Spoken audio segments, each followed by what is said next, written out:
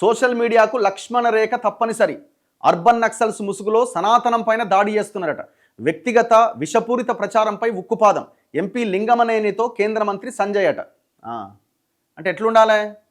So called ఛానళ్ళు పైసలు ఇస్తే వార్తలు వేసేటట్టు ఉండాలి. ప్రభుత్వాలను ప్రశ్నించేటట్టుగా ఉండకూడదు కదా. ఇప్పుడు సోషల్ మీడియా ఉంది కాబట్టే ఈ మూమెంట్ ఇట్లా వస్తున్నాయి బయటికి. సోషల్ మీడియాలో లేకపోతే ప్రభుత్వంలో ఉన్నవాడు చెప్పిందే, రాజ్యం చెప్పిందే ఆచరించాలి ఇక ప్రజలు. ఇంకా లేకపోతే ఇంకా పొరపాటున అసలు ప్రజలకు ఇంకొక విషయం కూడా తెలియడానికి అవకాశం లేదు. ఎవరివి ఛానళ్ళంతా, ఎవరివి పేపర్లంతా? ఇప్పుడు ఎందుకు గోడి మీడియా అని దేశం అంతా అరుస్తున్నది? ఎందుకు వచ్చింది ఈ లైన్?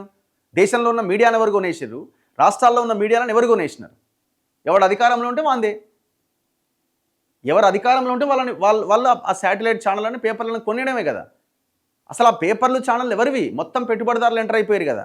ఎన్డీటీవీ ఎట్లుండే ఎట్లా అయిపోయింది, మిగతా ఛానల్స్ ఎట్లుండే ఎట్లా అయిపోయినాయి. మన తెలుగులోనే చూడండి ఛానల్స్ ఎట్లుండే ఎట్లా అయిపోయినాయి. మరి మీరు ఎందుకు ఒక చట్టం తయారు చేస్తలేరు? ఇప్పుడు నిన్నేదో పోస్ట్ వైరల్ అవుతున్నది. అసలు జర్నలిస్టులు అంటే ఎవరు? యూట్యూబ్ ఛానళ్ళ మీద నియంత్రణ ఉండాలి. ఖచ్చితంగా ఎవరైనా చట్టానికి అతీతంగా చట్టాన్ని అతిక్రమించి వల్గర్ లాంగ్వేజ్లో ఇంకో రకంగా మాట్లాడి కనుక వీడియోలు చేస్తేనో వాళ్ళ మీద యాక్షన్ తీసుకోండి. కానీ ప్రభుత్వాలని, దాని పేరుతో ప్రభుత్వాలని ప్రశ్నిస్తున్న వాళ్ళని కూడా ఒకే ఘాటిన కట్టి అందరినీ ఒకే లైన్లో చూసి, ఇప్పుడు ఎన్డీటీవీ నుంచి ఆయన ఎవరు, రవీష్ కుమార్ బయటకు వచ్చి ఛానల్ పెట్టిండు, యూట్యూబ్ ఛానల్ పెట్టిండు. ఇప్పుడు ఆయన జర్నలిస్ట్ కాదా? తెలుగులో ఉన్న సోకాల్డ్ జర్నలిస్టులు కూడా డిబేట్లు పెడుతుంది దీని మీద. కామెడీ అనిపించింది నాకైతే. అసలు జర్నలిస్టులు అంటే ఎవరు? మీ జర్నలిస్ట్ కెరియర్లో గతంలో మీ జర్నలిజం ఎట్లుండి ఇప్పుడు ఎట్లుందో కూడా చెక్ చేసుకోండి. మీ మేనేజ్మెంట్ ఎట్లా తయారైనా కూడా చెక్ చేసుకోండి. ఇప్పుడు కనబడుతున్న ఏ ఒక్క పేపర్లోనే ప్రజలకు సంబంధించిన సమస్యలు వస్తున్నాయా? ఎక్కడైనా ఒక ప్రభుత్వాలు చేసిన అవినీతిని బయటకు తీసుకొచ్చే ప్రయత్నం ఎక్కడైనా జరుగుతున్నదా? సోషల్ మీడియా ద్వారా ఇవే యూట్యూబ్ ఛానల్స్ ద్వారానే బయటకు వస్తున్నాయి.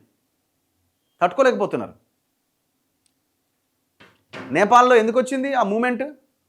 నేపాల్లో ఉన్న గవర్నమెంట్ సోషల్ మీడియాని బ్యాన్ చేసి పడేద్దాం అనుకున్నది, యూట్యూబ్నే లేకుండా చేద్దాం అనుకున్నది. జెన్సీ బ్యాచ్ అంతా తిరగబడితే ప్రభుత్వం కూలిపోయింది. టచ్ చేయమనండి సోషల్ మీడియాని, దమ్ముంటే ఏ ప్రభుత్వాన్నైనా. దమ్ముంటే ఇగో దీన్ని మేము నిషేధిస్తాం, దీన్ని లేకుండా చేస్తామని ఒక్క స్టేట్మెంట్ ఇవ్వమనండి, భగ్గుమంటది.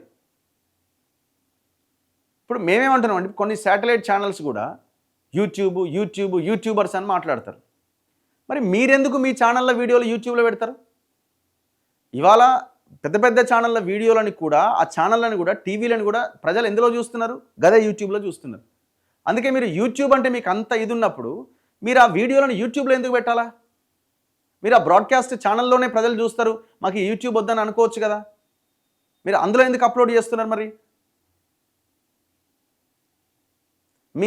మీ జీతాలు, మీ జీవితాలు, మీ బతుకులంతా మళ్ళీ గదే యూట్యూబ్ మీద ఆధారపడాల్సిందే.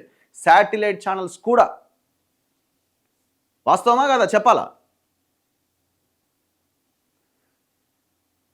అందుకే మేమేమంటున్నామంటే దానికి గైడ్లైన్స్ రూపొందించండి.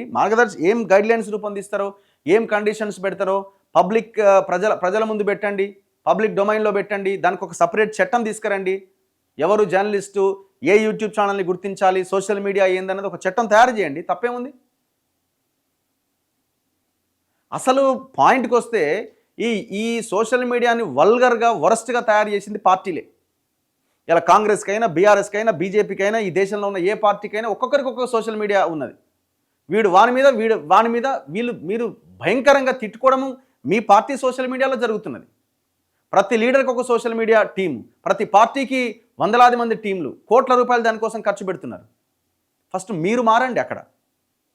ఇప్పుడు ఆయన ఎవరో ఇద్దరు కేంద్ర మంత్రులు కలుసుకొని లక్ష్మణ రేఖ తప్పనిసరి అంటే లక్ష్మణ రేఖ ఫస్ట్ పార్టీలకు పెట్టండి. పార్టీలు రకరకాల పేర్లతోటి Facebook accounts, Insta accounts, YouTube channels open చేసి అవతల పార్టీని కౌంటర్ చేయడానికి ఏ రకంగా మీరు క్యారెక్టర్ అసాసినేషన్ చేస్తున్నారో ఒకసారి గమనించండి. ఫస్ట్ మీరు పార్టీలో నియంత్రణ తెచ్చుకున్న తర్వాత బయట మాట్లాడండి.